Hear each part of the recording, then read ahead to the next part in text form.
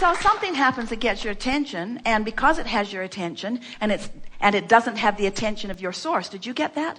If you feel negative emotion, it means it's got your attention, just not the attention or intention of the larger part of you. In other words, when you're feeling afraid, or when you're feeling angry, when you're feeling blameful, you're out there on the raw and ragged edge without the resources of your source, because you are depriving yourself of the full integration or blending of all of that because of the vibrational attitude of whatever it is that you are focused upon. That's what negative emotion always means. So when you get it, that you have control of what you give your attention to, then you know that you can set yourself up for wonderful moments after wonderful moments after wonderful moments. There's no reason for you to dip. But if you believe that your happiness is dependent upon controlling some circumstances that you can't control, so you let the unpleasant circumstances be the reason for your focus, just because you are letting unpleasant circumstances be the reason for your focus doesn't mean that the source within you is letting it, we started to say is dumb enough, but that would be unkind, to let it be the subject of their focus. In other words, when you focus on something that doesn't feel good, it means you've focused yourself apart or away from, in resistance to who you really are. And that, in fact, is the sum total, complete, entire reason for any negative emotion that you feel. You think it's because of the subject of your focus. You think that's why you feel bad. If that would change, I will feel better. That isn't true at all. The reason that you feel bad is because you're using something as your excuse to not allow yourself the blending that must be there in order to feel good. So the primary manifestation that you must look for, if you care about the way you feel, and we know you do, is the manifestation of your orientation with your inner being. In other words, your inner being is who you are. So here's how it works. You were source energy before you came into this physical body. And a part of you came into this personality that you know as you, but the larger part of you remains non-physically focused. It's a fact. Accept it. So here you are, exploring life experience, knowing what you don't want, knowing what you do want, and coming to constant conclusions about what would be better. So you shoot off these vibrational rockets of desire, whether you ever say, I want that, or I would like that, or I prefer that. And of course you say that a lot. But even when you don't say it, your preferences are duly noted by source energy, because that expanding preference moves into what we are calling your vortex of creation. It's just a vibrational version that is the predecessor to all of your wonderful manifestations. And the source within you, who holds no resistance, who understands everything that you want, becomes the vibrational equivalent of it in the moment that you give birth to it. That's why we say step one is you sift and sort and ask, and step two is source answers. Source literally becomes what you are asking for. But there's another step, and it's really the basis of the body of work that we have been doing with you through these years. And that is, you must find a way to become a vibrational match to not just what you're asking for, but to who you have become because of what life has caused you to ask for.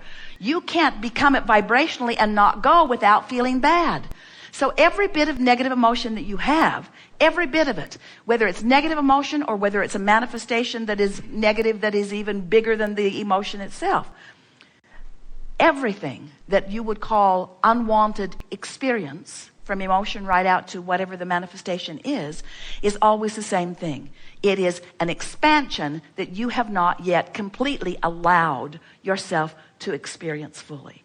And when you get that, and when you understand further that all you're reaching for in terms of manifestation, have we won you over with our clever knowledge that the manifestation that you want really is the emotion?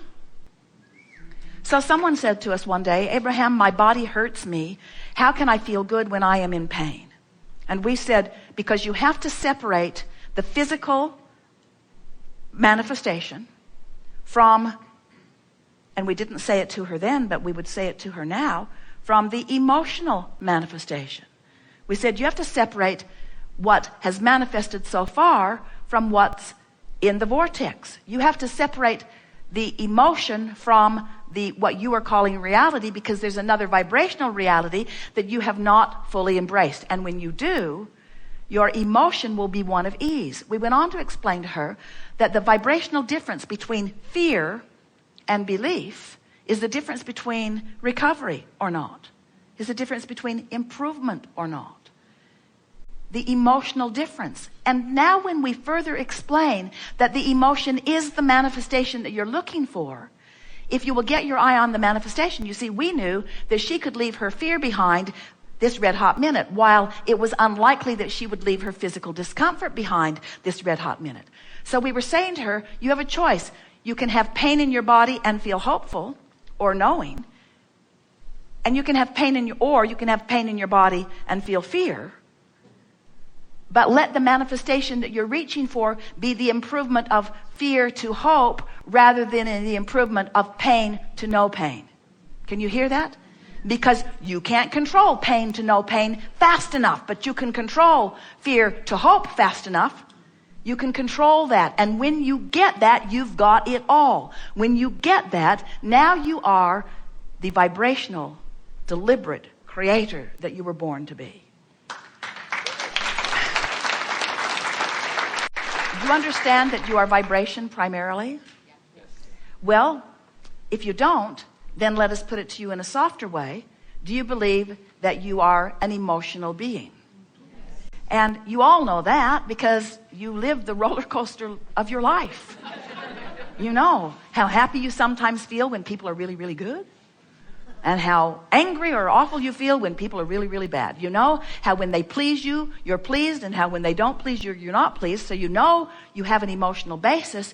You just haven't really understood until now what that emotional basis is.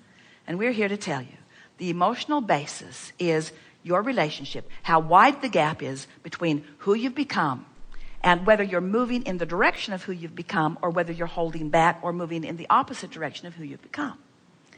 So now we want to talk about where you are. Because where you are, write this down, it's very profound. Where you are, you've been here before. It's still profound. Where you are is where you are. Where you are is where you are. Where you are is where you are. Where you are is where you are. Where you are is where you are. And you have to make where you are all right, because you can't help but be where you are, at least for a moment. Where you are is where you are. So if you give in, if you make peace with where you are, not in an attitude of saying, all right, universe, I give up. I am where I am and I just accept it and I'll just stay here in my discomfort forever. That's not what we mean. We mean, I accept where I am because I have no choice. I accept where I am in terms of manifestation because I have no choice. But because I have an emotional manifestation, I have a choice of how I feel. Now, hear the difference in what happens. I accept where I am because it's the starting point of my journey in closing the gap. And since there's always a starting point in where you are in closing the gap in the journey between where you are and where you want to be, what possible difference does it make where you are? It just doesn't matter, does it? Could it matter where you are? Does it matter where you are? So there's some place on the planet you want to go, and you're someplace else. And it doesn't matter how far the distance between those two places of where you are and where you want to go. Do you really writhe in discomfort at the beginning of your journey? Look where I am. Or is your attention upon where you're going? Is it? Is your attention upon where you're going? Now, there may be those who want to go somewhere else who don't think that they can go there. There are people, you might not believe it, who have never left this city. This is as big as their world is. This is all they know. But we're talking about once you've decided that you want to go somewhere, once you've decided there is a paving that has taken place vibrationally and a manifestation that is vibrational that is calling you, that will show you every step along the way which step to take. And if you get that, then from wherever you are to where you want to be, every step along the way is a joyful step. The only moment that it stops being joyful is when you stop and look at where you are in a sort of depression that you're not where you want to be. And that comparison isn't good for you. It would be like going to the new car dealership and saying, I want a new car and I want you to design it especially for me, and I want it to look mostly like that one, but with one exception. You know that glass thing that's out there in front? I think they call it a windshield. You say to the guy, I want my windshield in the floorboard. Don't put it out there. Put it here, because I really am concerned about where I am at all times. So just put it there, and I'll just hope for the best out there. And you're laughing because you know that's silly. You know that you're much better off, if there's any motion happening, to be looking where you're going. But what you forget is that there's vibrational motion happening all the time, and if you're looking at what is, then that's why you don't feel good. That's why you're tripping up. That's why it isn't fun. That's why it doesn't feel good. Look out there where you're going, because where you're going is sure. And you know how we know? Because we're really smart. We are. We know because we're over there where you're going. We saw you put it there. We embraced it when you put it there. We're standing in the vibrational attitude of it. We have become the vibrational equivalent of it, and we are calling you toward it. And when you go toward it, we didn't say when you get there. We're not ever going to say to you, when you get there, you'll feel better. We're saying when you look up and start your journey, your conscious journey toward where you want to go, you'll feel better. It doesn't matter where you are. Where you are, what is, in terms of what you call manifestation, doesn't mean diddly squat. So have we convinced you that manifestation is the way you feel? And have we convinced you that the way you feel is something that is changeable within the next 5 minutes once you know this? Less, really, but it is changeable. So you have complete control over the only manifestation that matters, which is the manifestation of you allowing the fullness of who you are to be present in this moment, because you are the manifester of the manifestation, which is you. You are the one who does it. You are the one who bees it. You are the one who is it. You are the one who are it. You are the manifestation and the creator of the manifestation. And if you've got that, then you've got everything that you need. And we can now return to your vortex and bask in the deliciousness of the rendezvous that we will one day have, maybe today and maybe when you croak. You don't have to wait until you croak to be the manifester of the joy that you have put into your vortex. You can have it now. Best we've ever said it.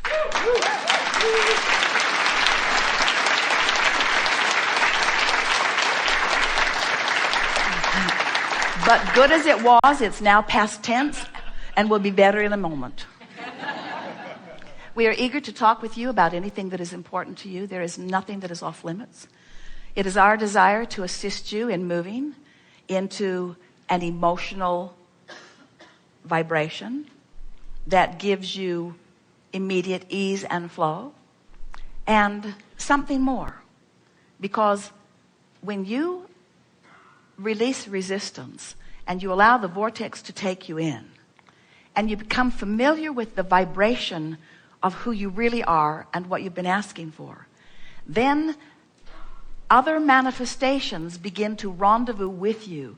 They begin to reveal themselves to you, not because they have the power of revelation, but because you have the power of sight. You have, when you're in your vortex, you have the ability then to rendezvous with the only security checkpoint in the nation that is up for fun. In other words, you have the ability to rendezvous, because the potential rendezvous are all around you. So they reveal themselves to you because of the vibration that you achieve.